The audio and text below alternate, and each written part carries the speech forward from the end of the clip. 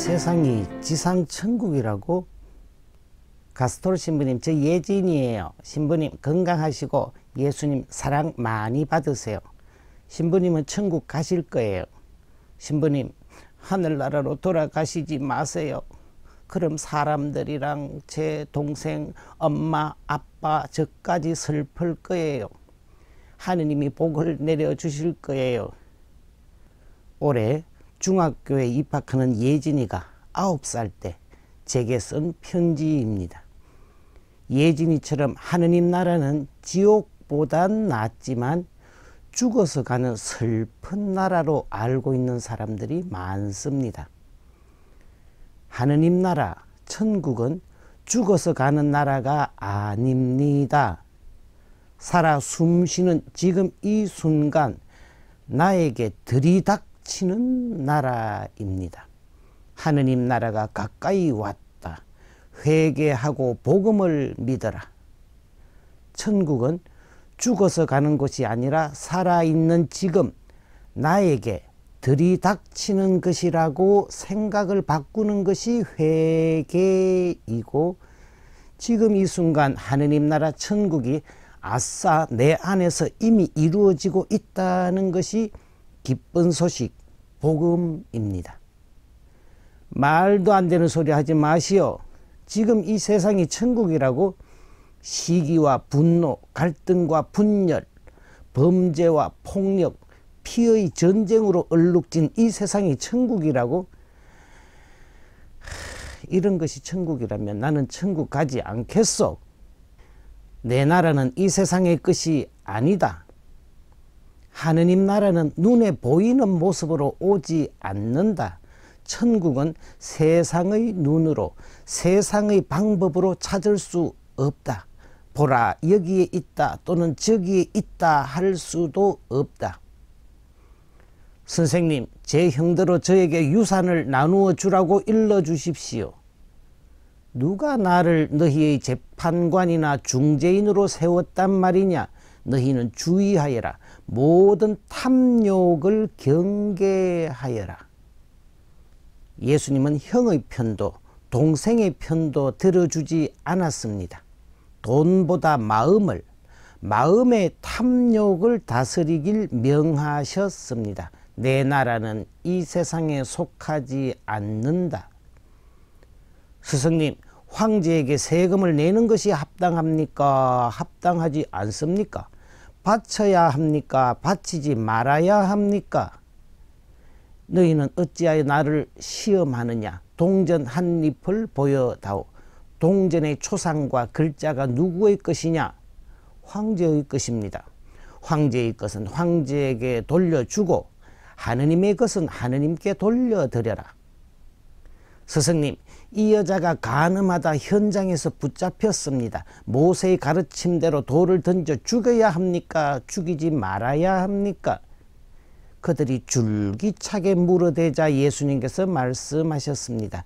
너희 가운데 죄 없는 자가 먼저 저 여자에게 돌을 던져라. 예수님은 세상의 재판관으로 활동하지 않으셨습니다. 정치 제도나 사회 구조를 바꾸려 하지도 않았습니다.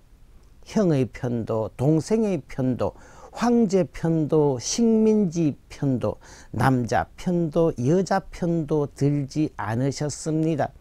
마음의 탐욕, 마음의 편협함을 경계하셨습니다. 세금이 중요한 것이 아니라, 간음한 여인이 중요한 것이 아니라, 질문하는 그들의 마음은 예수께 대한 미움으로 가득 차 있었습니다. 우주를 품었던 마음도 욕심이 들어가면 바늘 하나 꽂을 자리가 없어집니다. 재산을 나누지 않는 형에 대한 미움으로 동생의 마음은 이미 돌처럼 굳어져 있었습니다. 욕심은 시기와 질투, 분노와 미움을 낳고 결국 형제끼리도 원수로 만들어 버립니다. 예수님은 원수도 사랑하라 하셨습니다. 너희는 원수를 사랑하여라. 너희를 미워하는 자들에게 잘해주고 너희를 저주하는 자들에게 축복하며 너희를 학대하는 자들을 위하여 기도하여라. 네 뺨을 때리는 자에게 다른 뺨을 내밀고 네 겉옷을 가져가는 자는 속옷도 가져가게 내버려 두어라. 달라고 하면 누구에게나 주고 네 것을 가져가는 이에게서 되찾으려고 하지 마라. 남이 너희에게 해주기를 바라는 그대로 너희도 남에게 해주어라. 너희가 자기를 사랑하는 사람만 사랑한다면 무슨 인정을 받겠느냐. 죄인들도 자기를 사랑하는 사람은 사랑한다. 너희가 자기에게 잘해주는 이에게만 잘해준다면 무슨 인정을 받겠느냐. 죄인들도 그것은 한다.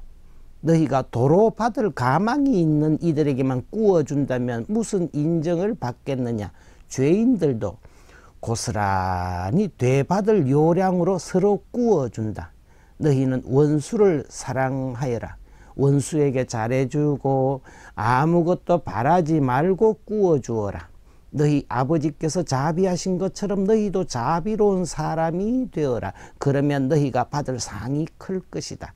그리고 너희는 지극히 높으신 분의 자녀가 될 것이다. 그분께서는 은혜를 모르는 자들과 악한 자들에게도 인자하시기 때문이다. 예수님은 세리 마테오도 혁명당원 시몬도 거두셨고 세리에게도 혁명당원에게도 하느님 나라를 가르치셨습니다. 하느님의 마음을 가르치셨습니다. 하느님의 마음은 좌우, 상하, 형과 동생 모두를 품어주는 자비로운 마음이었습니다. 예수님의 마음은 측은히 여기시는 마음, 측은지심이었습니다. 예수님은 당신을 십자가에 못 박아 죽이는 사람들마저 용서하시고 품으셨습니다. 아버지, 저들을 용서하여 주십시오.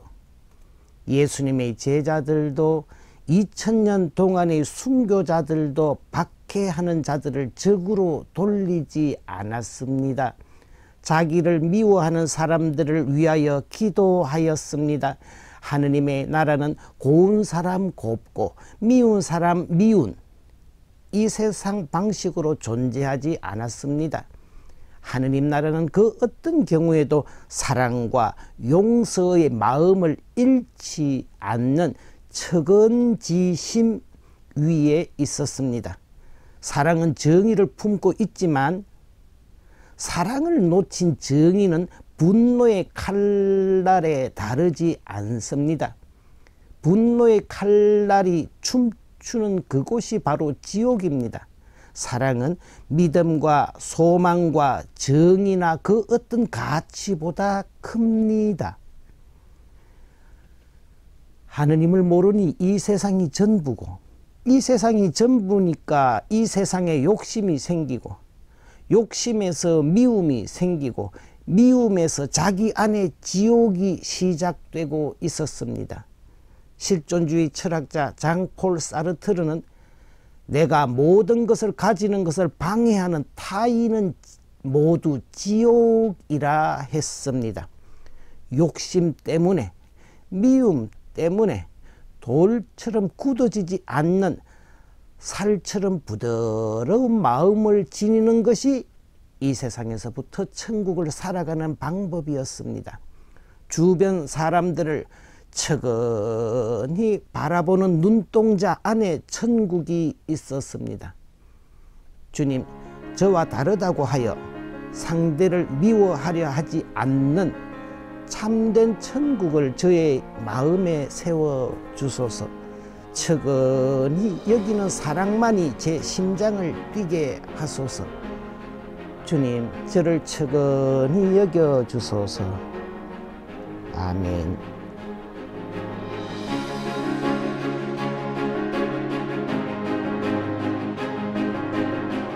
이 방송은 여러분의 거룩한 후원금으로 제작되었습니다. 하느님 보시기에 아름다운 세상을 가꾸시는 여러분, 하느님 주시는 축복 많이 받으세요.